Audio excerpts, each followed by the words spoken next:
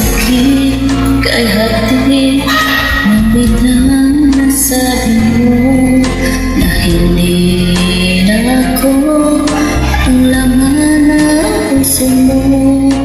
Ano ang nagawa pagkakamali sa'yo? Alam mo ba nasaktan ang damdamin ko? Okay laki ng gabi, di kaya mag-isa. Mababaliw ako kung mawala ka pa. Di ba't sinabi mo huwag akong magmamalo? Bakit ngayon biglang nagpapaalam ka? Gusto pa